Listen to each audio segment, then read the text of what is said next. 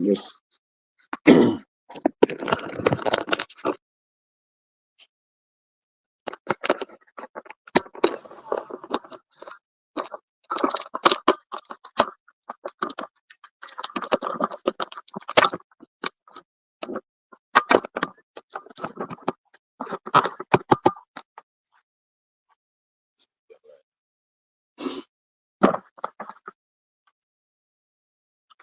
Can't take it back a little bit because the bigger space that it's not a problem. Can just get done upside down.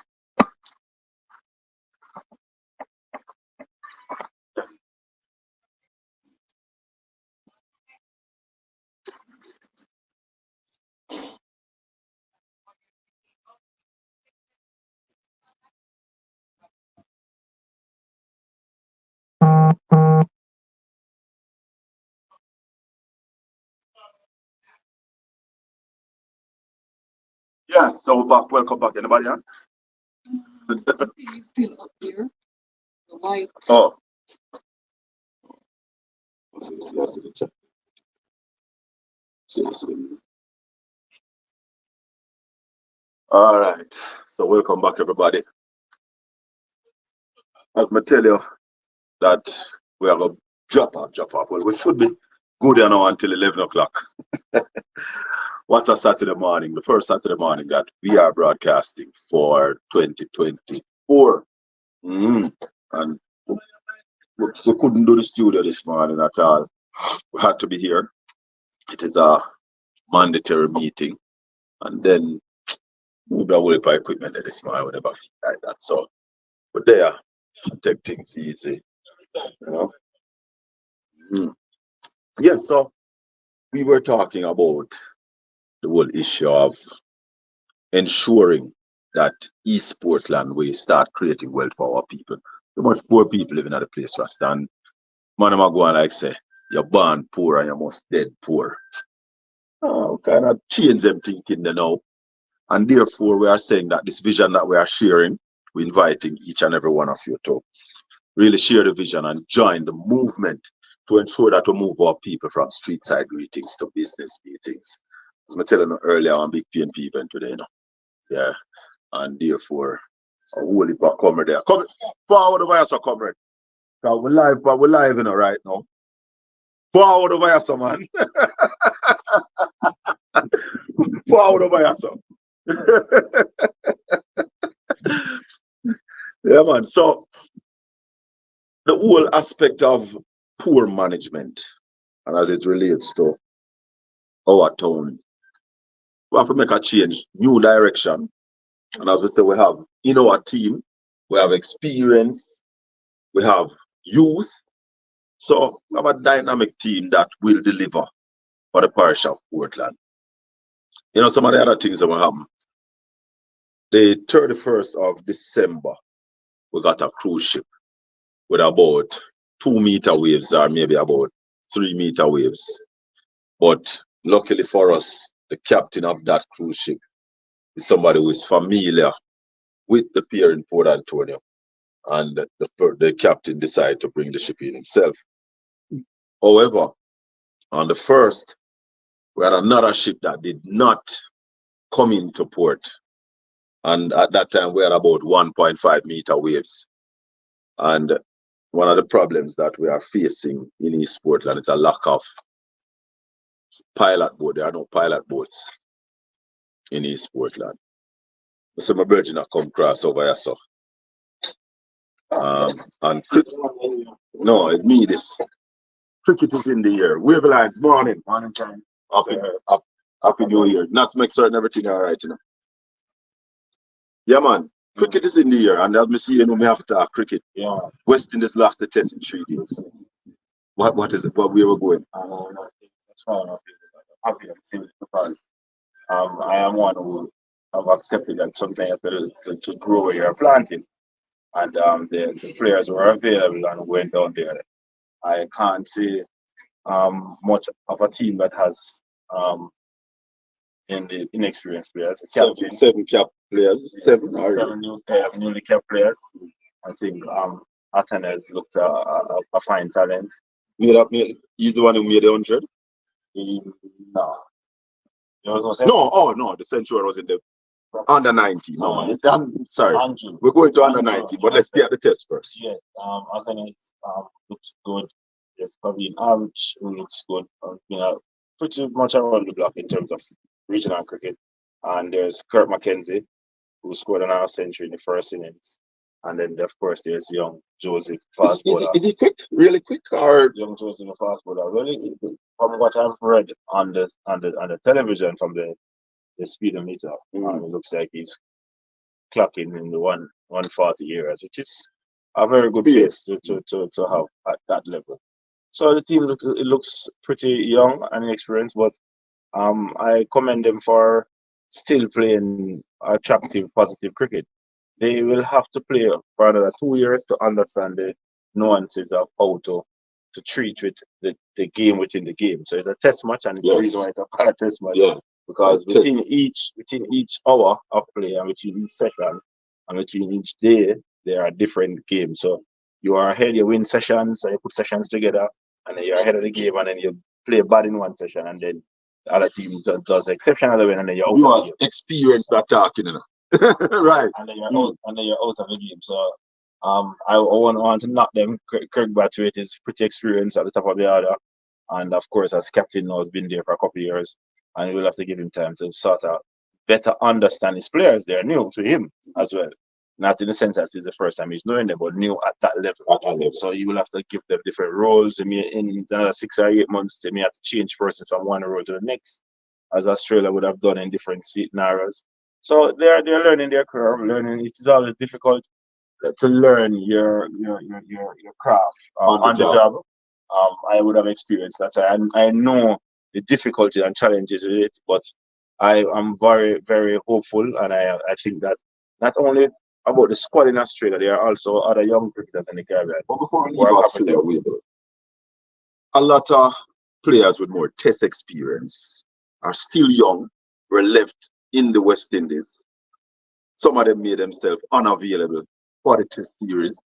Is it that there's not enough money in test cricket why players opt to not go to Australia, which is one of the premier places for cricket in the world? If you're playing cricket, you don't want to play in Australia. I would not narrow it down to not enough money in test cricket. What I would say about global cricket, as somebody who sits on the Federation of the International Cricket Association, which is an international players union, I'm the executive, as I am the head of Weeper. Right. So what I would say about that, it is a couple of things that is challenging world cricket. World cricket is challenging itself in the sense that scheduling is an issue, and then how we share the global spoils at the ICC level. You see the big three taking a fair share. We talk about the big three, we talk about India, and Australia. Right. You see where people in Jamaica, they will say the lion's share of things, and then that is hampering the sport. So cricket West Indies and the other nations who are not in that big three will have always have a difficulty trying to develop their cricket and compensating their players who are at the elite level, matching up against others. And like everything else, nobody wants to feel like a second-class citizen. So if you're playing a sport on a level of sport against your competitors around the world, and they're being compensated at a certain level, you would want to believe that you are worthy of even being in a competitive rate with them. So those are the things that we grapple with in the Caribbean. Our economy is very small. We don't have challenging and big booming economies like the big three. So the fact that they start off at that level naturally in terms of their national economy, and then the ICC doling out the lion's share of the fund to them again, then it sets us back. Money for money. Yes, so we're challenging that. So the players, in a nutshell, have to make career decisions that cricket is not a game that you will sit in office and do for 45 years. Right. It has a short lifespan, so they have to maximize their income. Plus, they can't just not pick and I honestly don't believe that they are not patriotic or they don't like the West Indies. It's just that they have to make decisions at critical times. I'm sure I would use a Jason Wall as an example. Now, Jason Wall has not made himself available, but if you remember well, Jason Wall is always one of those players who has always been available. He was a captain for a long period of time, gave up the captaincy, and still continued to play under Craig Brathwaite before he gets to this stage. Now he's about 31, where he has to make a decision to decide. So for me, he was playing for West Indies like at maybe young 24, there's about 8 solid years, he was always there playing test matches around and giving up the different opportunities to earn at a different level in domestic T20 leagues around the world. So it is difficult to just see somebody and brand them because you have to treat the scenarios individually. But in a nutshell, T20 cricket and the global T20 is challenging test cricket. Players are getting far more money playing those leagues for shorter periods of time and than playing test cricket. But I'm sure everybody know the ultimate measuring tool for you as a cricketer is test cricket. Under 19 World Cup. How we look? I was disappointed in the way in which we finished the game, but I was also very encouraged by how we got to the point where I felt like we could have won to be ending up being disappointed. Yeah. So it's a bit of sweet. There's a young wicketkeeper, Andrew, who scored 130. Excellent. We had something like 30 runs to get the 70 balls. So that brings it on. But is it that what happened to the senior team is creeping in because we see this major collapse in the senior team and then a major collapse in the under 19? It comes down to ultimately time cricket. If you are not playing time cricket and spending enough time playing time, and that's a time cricket, I mean red ball cricket, right? Spending time playing cricket and going to the different scenarios and being measured doing those things, then it will be very difficult for you to execute because you don't have the experience of going through the scenarios repetitively. So you're able to know, say, when you're in that pressure situation, you relish it because you say, this is a chance of my time to shine and I'm going to take my country forward. So it's not that they don't want to, it's just that they're probably not at the stage where they comfortably know how to. So we have to continue to work with them. But it looks good. They are chasing at 280 something, they end up in 250 something.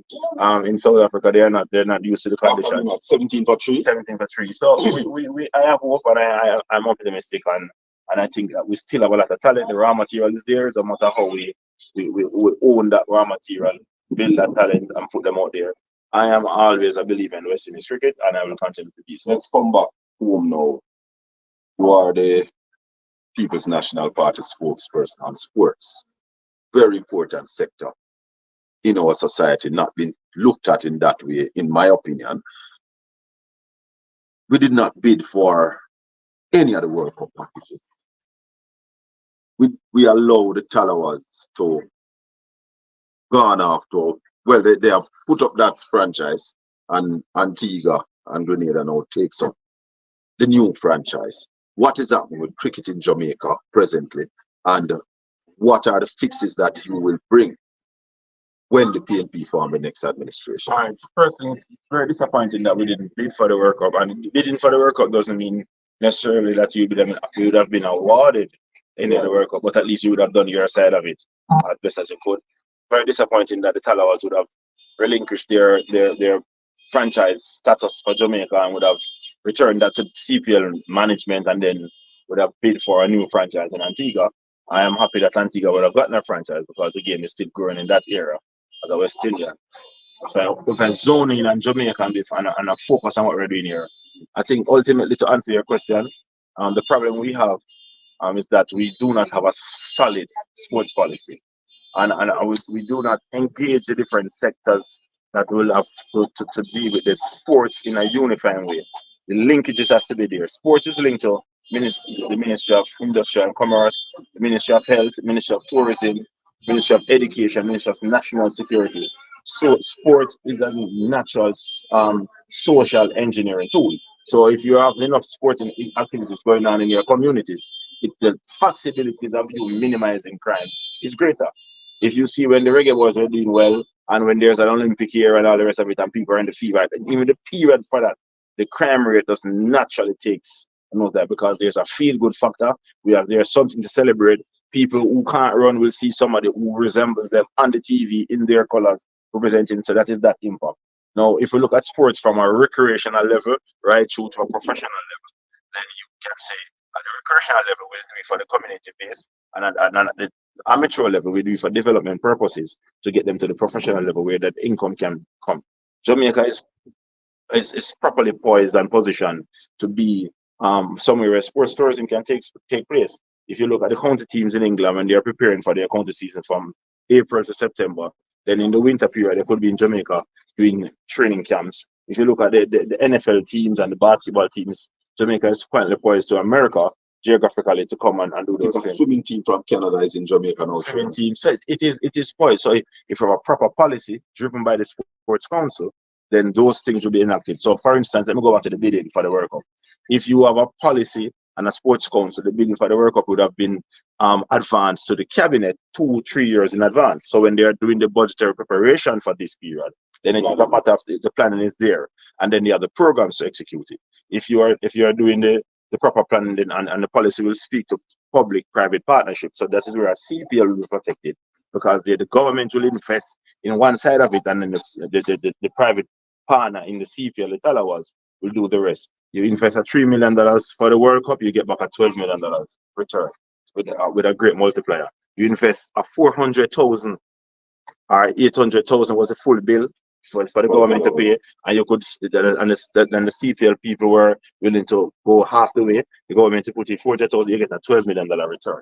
Not only that, that is the monetary factor. The social side of it is you get the young men and women who are lovers of cricket to go to Savannah Park and see the global stars right in front of their eyes, ask for an autograph, take a handshake, take a photo. So those are the impact, and then they leave and go home. They're excited at home. Their parents have no choice but to get them to the next cricket ground, the closest one, and start to give them the equipment and get them there. So it takes a lot of thinking. It needs to be a collaborative effort with the different ministries. If you speak to Ministry of Health, then there's lifestyle diseases. If you're active playing sport, then it minimizes you getting any health issues. And if you do, it is a part to you manage it. So they're giving me the wrap up. So just tell me what you're bringing to the table. Well, we'll be looking at the sports policy first, because nothing starts without its foundation. And we'll be looking at all sectors and looking to make sure we maximize it from the recreational level right to the professional level, where we could monetize it and make sure that we put Jamaica not just out there as a brand, but that it is actively a profession that families can invest in their children from their very formative years right through to when they become adults. So that's what we're doing. Yeah, man. Wave Lines, former West Indian cricketer and the People's National Party spokesperson on sports and labor. Yeah, man. So we're talking about all of them things that happen at the cricket. The under-19 is playing the World Cup. I think we last won the World Cup. When was that? I think it was 2016 when the under-19 won, the men's senior team won, the women's senior team won. So Patrick Robertson of people. Veteran promoter. We are dealing with Chuck. We are the comrade. And I'm there. I'll go and take it easy. Yeah. You know. Let's go on another music business.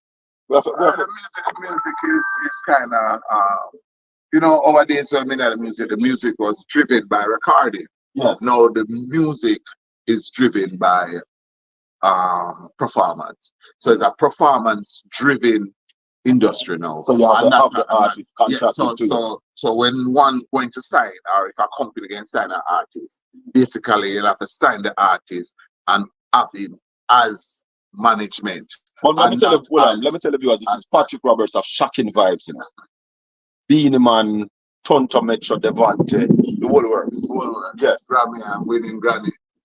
Then, of course. So what happened to Shocking Vibes now? You still we're still, you know, what we're doing is really kind of like a branch off, like what my son take over, but him don't use Shocking Vibes. Him call his production Young Vibes production. Young Vibes. Oh, so when we hear Young Vibes, you know, say your offspring. Kind of offspring. Yeah. So basically, we're doing some refurbish, and we have to take back the music to that level, because it need a lot of veteran to take it, because guided, because most of these artists need guidance. Well, give me your assessment on where the music is in Jamaica today. Dancehall. Dancehall is dancehall, and dancehall is always began to be dancehall. You know, when people that say dancehall upon the dethrone are going down, dancehall can't go down. It's just that with the veterans them have to come back, and we that take a back page, like myself and Jeremy and Jammins and Scorpion, you know, but we are still there. So we just have to just come and find some new artists. Because we have artists who multiplying artists every day, you know. Yes. It's just a guidance. It's just a guidance. And if you understand, 20 years ago, 30 years ago, it was the radio stations that breaker artist to mainstream. Now it's the social media a breaker artist to the mainstream. So we have to kind of recap and just think, but the whole aspect and management not change. And then now what we have to try and get them artists to understand is that you have to be managed. And you cannot be an artist and a manage yourself or want to manage the manager. Because when as an artist, when you do about management, things like what happened with Jack Ure and Alan, and them little things. Yeah, Because you like and the artists don't go to promoter for money. no, it is the management because your contract organized your contract clearly states in a clause that 2 hours or the morning of the show, you get your balance. The balance must be paid at your hotel in full. In full. Yeah. So it's just the whole thing, you know. When an artist, that is it. When an artist I get on them own and get in natural. Particularly, you mix the politics with the music. Well, you see, when we always say, 3 things usually have the same criteria: the music, politics, and sports. Yeah. And it's just people centered. Right. And from once you're in the music, you have to deal with your fan base, which is people. Right. If you deal with sports, you have to have fan base, it's people. And in politics, it's a fan base, which is people. So it's just people centered. And from once you have people centered minded, you're great. Good to go. Patrick Robert, shocking vibes. Yeah, man. So.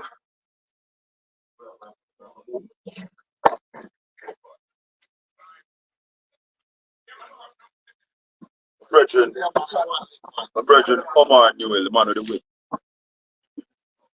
Well, go on, brother. Happy New Year, you know. One shaka. Yes, it's man. Bless the Central here in the house. Yes. Well, go on. There. There. How the New Year so far? The New Year has been good enough. I mean, it's a new year, but we are continuing. Yes. Continue on the same path. Based on all objective and anecdotal information, we're looking very good. We're poised to win all 4 divisions. We have never looked as strong as we do now. You're the mayor saying him going to retain the council. The reality is the mayor is a liability to his team. So, he will likely win his division. But in Port Maria, one of the things the polls are picking up is if you associate with the mayor, your seat might be in jeopardy. And so I am not sure that he should even be their face on TV talking if they have any intention of being competitive in the contest. Omar. So we're set to win the Port Maria division. We're looking good there. We are set to regain the Islington division. We're looking good there. And we're going to surprise the people in Hampstead. We have not won Hampstead since the last time we successfully contested Hampstead was in the 90s. The last time we successfully contested Hampstead was in the 90s. And every indicator is that Vivian Silvera is going to take it home. What about Anata Bay division? We're looking strong in Anata Bay. I mean, as you know, Anata Bay is one of those divisions that we have to win in order to win the parish council.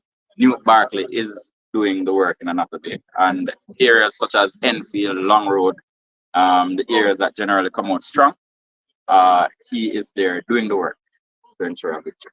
So I'm very confident that Newt will take home the Anata Bay division. You think the Labour Party is ready for our local government election? I think they're afraid. You think they're going to call a local government election anytime soon? I don't want to speculate. I want to be ready. But every indication is that they are deathly afraid. They talk boldly. They talk with confidence. And barely, they try to put out that posture. But if you are so sure, and January almost done, you call the thing already. You're bringing it down to the wire. Generally, political parties go down to the wire when they're unsure. No, I'll say something else, and it relates to the mayor again. My information is that a number of their municipal corporation leaders have been lobbying for a postponement of the election. They're saying that they have a lot of first-term councillors who will not become eligible for pension before November. And so they're hoping that the government will, they're hoping that their party will have sympathy on them and allow them to remain in council. That's where the politics in Jamaica gone, about somebody's pension, not about the representation of the people. It's not about, they know they're going to get a whipping. So And you're looking good in Portland too, you know. Portland looking great. So we Portland here. is So we looking here. We're not looking. We're just holding our heads down and putting in the work. I wouldn't pretend to speak on behalf of the regional organization, but I think Region 2 is going orange. Omar, a couple of things happening in Jamaica, and you are saying that the governing party looks afraid of calling the election. The fact that the Prime Minister's statutory filing has not been certified by the Integrity Commission for very close to 3 years now. Do you think that will become a factor in any election that will be called? Well, first, it is a national disgrace. Just to contextualize, the head of our government, having filed his return with the Integrity Commission, the Integrity Commission is saying we are not in a position to say that this man is a man of integrity. And that is a real national disgrace, a tragedy. I don't know that extending the time will do them any favors. I don't know.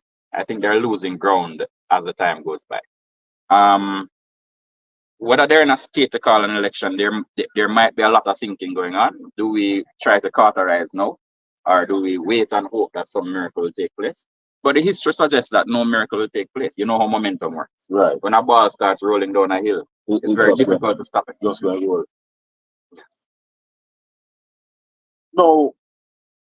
So what we have to do as a political movement is demonstrate to Jamaica that we have a solid plan to move them forward. That's where I'm going, because the question formulated this way, that on the ground, yeah, I know the PNP is campaigning, but are we showing a direction?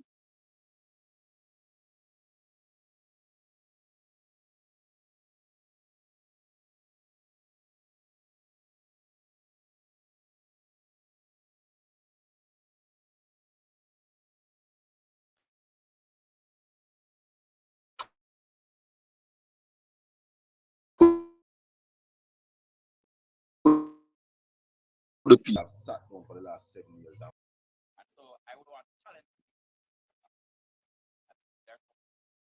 because of their narrative, they not want to agree.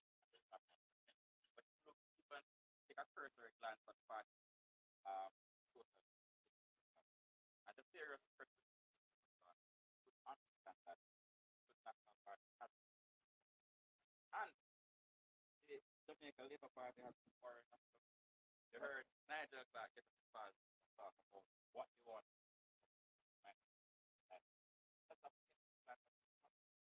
That was in our manifesto for the last election. And, you know, so we're not starting from zero. We already have a manifesto that just from the last. And we have this plan. And you have been putting out some plans on your platform as well, including for the creative industry. And so when people say them now plan, I say look for Portland Spice TV. Chaka Fame been telling us about that. I tell the young people that, because they've been asking what is it that we have for the young people. Yeah. And I've been saying to the young people, the creative industry is a $3 trillion a year industry. Presently, Jamaica is earning somewhere about 0.0046% of that $3 trillion. The PNP aims to earn 1% within our first term. 1%. Just 1% of that 100%. But I want to say to the young people as well. Hold on, and the 1% is valued at 30 billion US. So I'm saying to the young people that the People's National Party will ensure that every year $30 billion US is available for you to make where you want to make out of it. And to complement that, as a junior sports first for investment, for industry investment and global logistics, we're going to democratize equity financing in this country. We're going to ensure that you don't have to born in a particular place with a particular name, with a particular set of connections. But if you have a very good idea, you can step forward with your good idea, and the state will ensure that the infrastructure is in place so that you can raise equity based on your idea, because your idea is an asset. And a creative must understand that your idea is an asset.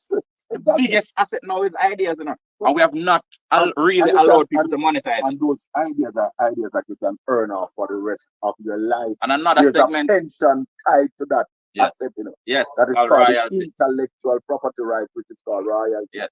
So it's something that you can earn off on non-stop. Yes. And in addition, we're going to push innovation.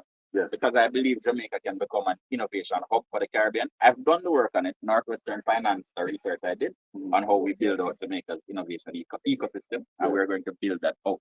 The next PNP government will build that out. The next PNP government will full of ideas. People, the Bible says, where there is no vision, the people perish. Yeah. The PNP is a team of visionaries. Let me walk this way. So let me walk this side. I just told you that Vivian Silvera going to surprise them in Hampstead. So they're going to walk past and show you. As I say, that's the driver. He's going to give them a backside Vivian of Silvera, Hampstead. Portland Yes. Spice. Yeah, man, and Everton Garvey going to walk No, through as well. This is the this next man councillor for the Islington division. Who's And he's going to replacing the former chairman yes, of the region. former regional chairman. Yeah, man. Big up yourself.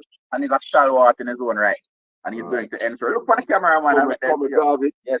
Big up yourself. Come with Garvey. Good news like that. And I'm being told that the Islington people are Garvey. Thank you very much, gentlemen. Yes, respect. Big up yourself. Every time. Yeah, man. Yeah, man. Yours. Let me start. So when even though we drop off a couple of times, see, we're gonna get some guests this morning. Drop off a couple of times, but guess what? And we have a producer this morning. What a morning! The peeps, Portlanders, we have great things looking forward to. Great things. We're going to implement these vision. And blessings. For those of you who've been watching me for many years, no one say what me I talk about and the things that we just talk about, the things that we talk about long time. And that's why we are step forward that we can implement these vision. Because when we say them to people and them not see it, then they can't implement it. So that's why we're stepping forward to implement these vision, to ensure that we create wealth for our people in Eastern Portland and Portland, to ensure that we move our people from street side greetings to business meetings. The People's National Party have a team with men of integrity, women of integrity. And therefore, we're coming not to scrape, but we're coming to build up this nation called Jamaica. Thanks. I'm not telling you what we are broadcast. I'm turning on the camera and make them see. Them see anything where they can pick up. We're not telling you. Next week we'll tell you no. Show them up at Hill. Show them all of them places. Walk around and show them. Show them some of the place. But we're not telling you what we're there. For security reasons.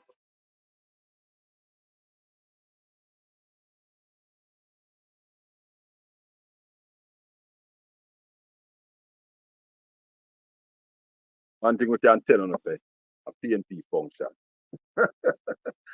I spilled a little of the beans this morning when I said it's a meeting for all candidates, both local and national candidates. The meeting of today to discuss matters. So until we meet again next week, may the good Lord continue to bless and keep the item. Make his face shine upon the item and be gracious unto the item. Program is powered by the blood of Jesus Christ. One love. Dr. Field said, peace out. See you on the next week.